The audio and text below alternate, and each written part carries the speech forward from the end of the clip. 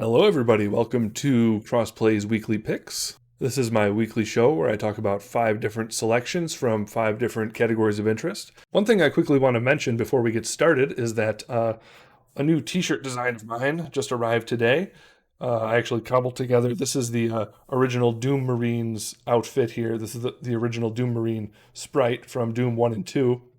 Now, unfortunately, you can see I have a gaping hole in my chest here because there's a lot of green in here and I'm using a green screen. I actually took the Slayer Club sprite of my head and put it onto the Doom Marine's body and made a little t-shirt design. So if that interests you at all, make sure that you click on the merch link in the description.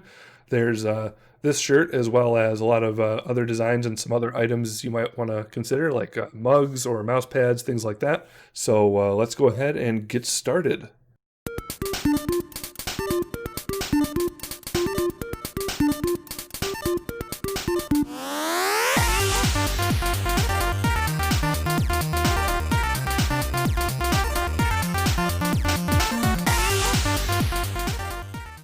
So to begin, let's go ahead and take a look at our movie of the week.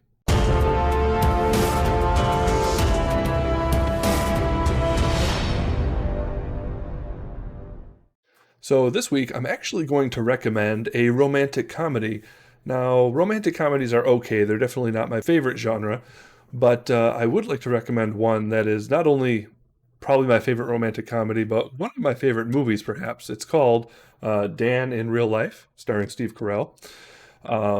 This movie really doesn't fit easily into the romantic comedy genre necessarily. I mean, it definitely fits that category, but it sort of walks a nice line between realism and humor. And because it does that, the funny parts are actually extremely funny, I think. But because it also is a romantic comedy, the romance in it is actually, I thought, really moving. So it starts off with a guy who has 3 daughters and his wife has passed away. And he is going on his yearly vacation to see his family with his daughters. And he meets a woman there, like right off the bat, basically. But then very quickly, when he finally meets up with his family, finds out there's some issues that might hold him back from having a relationship with this woman. So I won't get into too many spoilers beyond that, but there's some other actors in it that I like. Dane Cook did a pretty good job in this. He's a comedian you've probably heard of from more of the early 2000s was when he was in his heyday. But he did a pretty good job in this movie as well as playing the brother. And there's several other actors you probably would recognize that I can't even remember all the names to, but it's definitely one of my favorite Steve Carell performances. So I should say there is some crude humor in it. It's rated PG-13. So if you want to take that into consideration, if you're showing it in front of your family or anything like that. But other than that, I'd say I really enjoyed it, and I think you probably will too. So take a look at Dan in Real Life. Okay, so up next, we're going to look at the book of the week.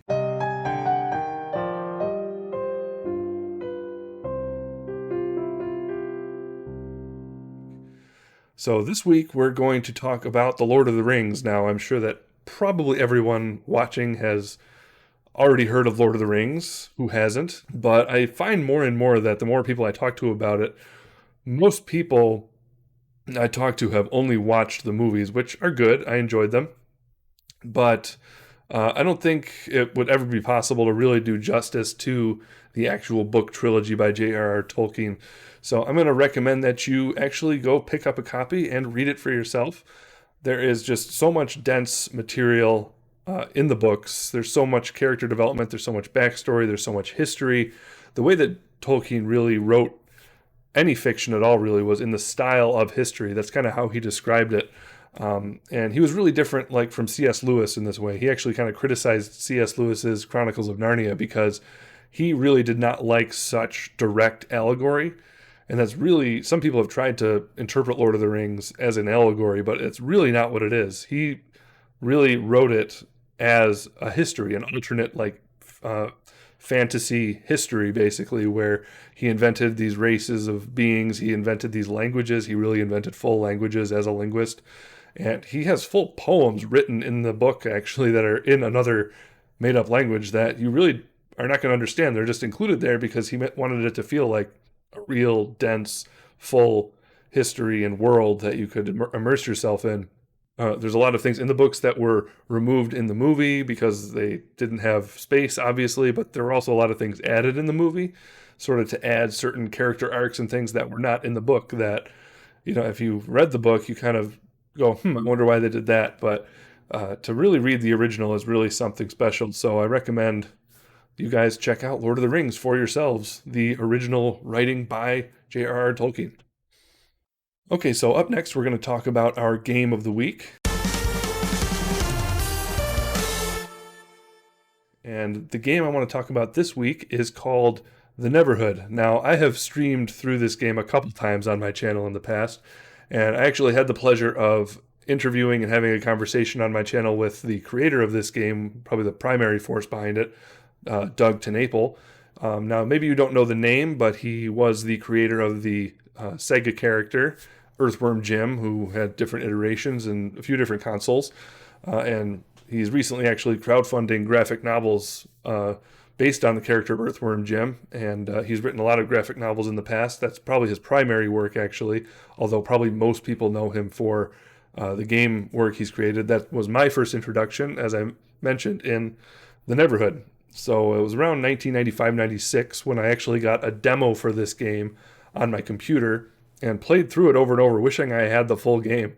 And eventually I finally got it, and I still have the original disc to it, which I was actually able to get fully installed on my computer. It's pretty scratched up, but when I coupled it with a program called Scum VM, I'm actually able to play it without the disc.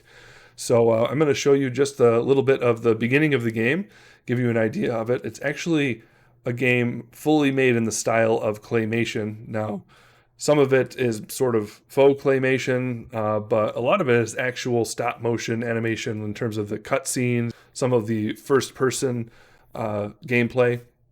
But I'll show you the beginning so you can get a feel for the game. All right, so here we are in the main menu of the Neverhood. Let's go ahead and start a new game. So you'll notice, as I mentioned, this is created by Doug Tenaple.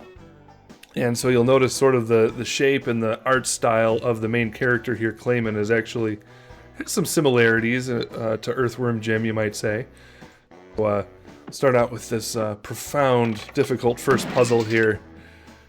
Okay, we hit the door, nothing happened, so let's go ahead and do it again. One more time for good measure. And we have escaped the first room. You can also go ahead and hit the button here.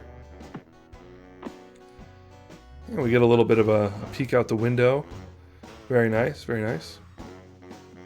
Come on out here. Now, this all was included in the first little demo that I played. Here we go. Basically, the demo gave you these first two rooms to mess around with. And everybody I would show this game to wondered if you died at the beginning here by getting eaten, but no, you get spit right back out. There's really no way to die in this game except for one point later in it that I won't spoil. So basically, you can swing on these rings here. And eventually you discover that this one here actually opens up the door, but as soon as you let go of it, the door closes, so you can't get out. So and then you can try out this button, see what happens. Punches you in the face. Look at that. Makes me chuckle on the inside every time. It's just awesome. Eventually you find out that you can push this thing around. You can go down this ladder. There's a little mailbox down there where you can get clues. You eventually find out from those clues that this flytrap thingy right here actually eats rings. And so once you put that together with pushing it, bring it right on over here and grab the ring again. And we now have a way of escape. There we go. What's interesting, this game actually shifts between sort of a side-scroller point and click to first person, which is kind of cool. And then this is actually where the demo ended when I was a kid. But like I said, we could continue the game. You end up being able to maybe go in a cave, or you see this door over here, or you could go over the bridge, or you could go in the door right over here. But we're not going to do that right now. We're going to pause it, and I will say, feel free to check this game out if you can get your hands on it. It is available on eBay, but particularly brand new, it is extremely expensive. Um, but yeah, it is possible to find it, and if you get Scum VM, you can play it very easily on Windows 10. So, anyways, there it is, The Neverhood. Strongly recommend it. Probably, at least in terms of nostalgia, probably my favorite retro game ever. I played so much of this game as a kid, and great puzzles, funny story, funny stuff. And actually, Doug TenNapel is a Christian, and there's actually some sort of Christian themes mixed into the game pretty overtly. So feel free to check it out if it interests you. So, up next, we're going to talk about the joke of the week.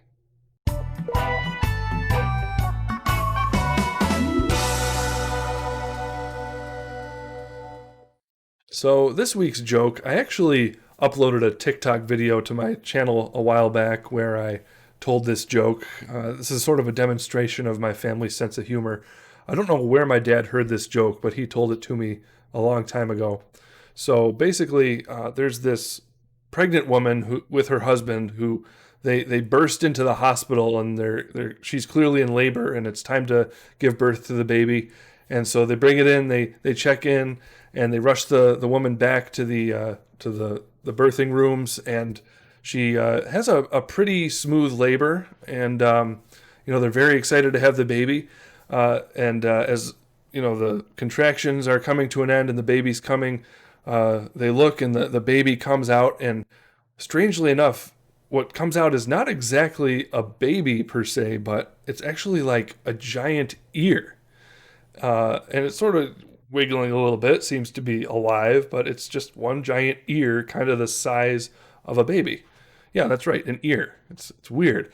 And they look at it. Obviously, they're really confused, but there's like that natural paternal connection to the baby that they have, and they want to hold the baby, but the doctors are clearly freaking out, wondering what's wrong. So they take the baby back into the examining room, and the parents have to wait outside, and they're waiting for hours, as the doctors examine the baby. And finally, one of the doctors comes out, and he looks kind of sad and kind of distraught. Like they wonder what news could this doctor possibly have, and they're like, "How's the baby? Is the baby healthy? Is the baby okay?"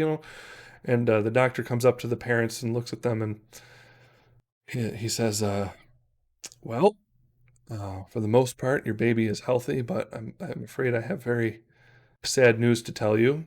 Um, the baby is deaf."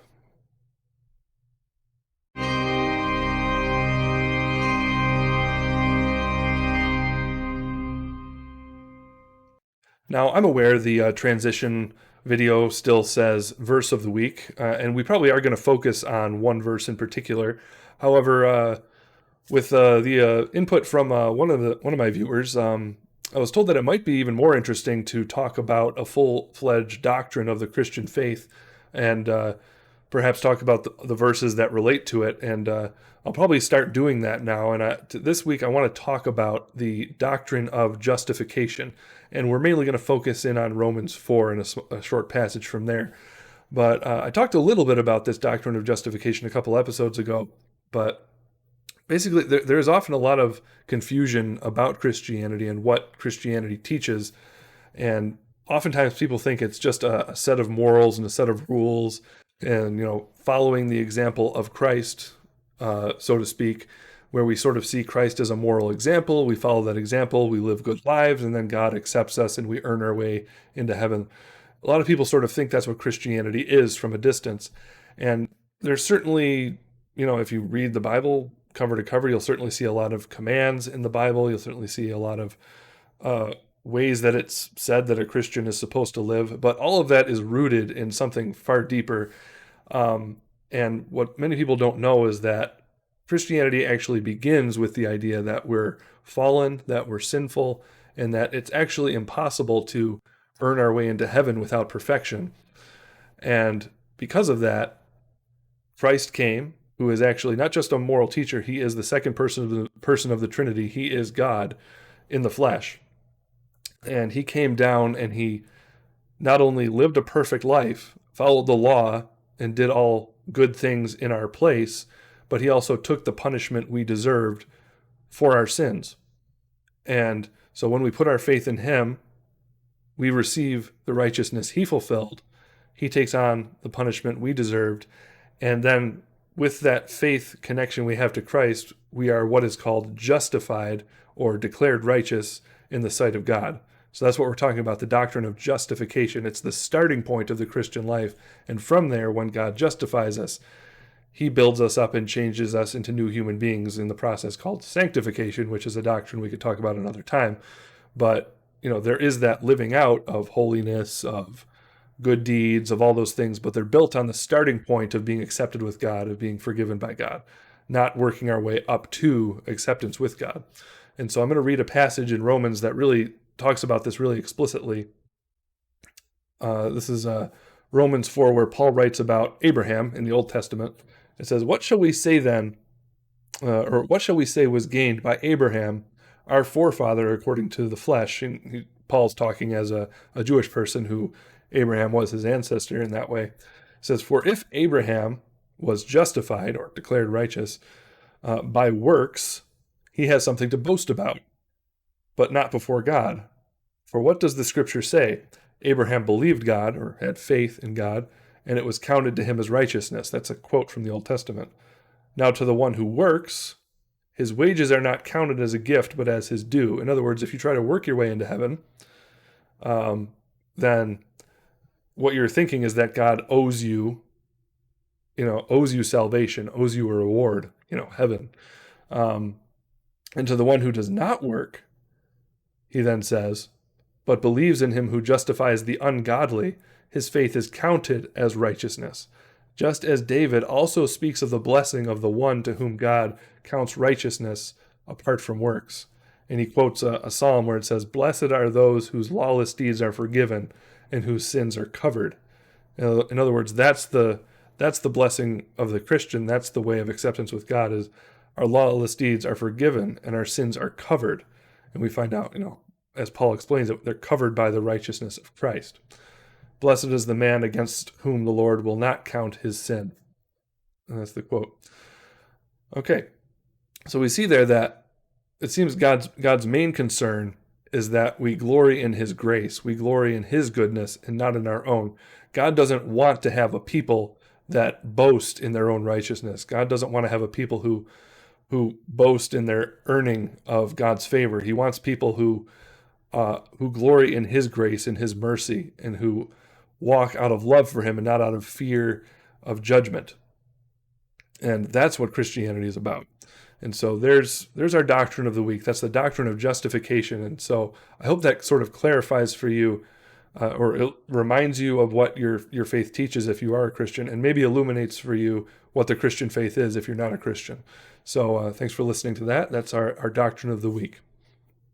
And so that'll about do it for this week. Thank you so much for watching. These are Crossplay's weekly picks. I hope you've enjoyed yourself. If you have, make sure you leave a like. If you're new to the channel, make sure you subscribe and hit the bell if you want to know when new uploads happen or when live streams begin. And we will see you around again in the next video. Thanks for watching.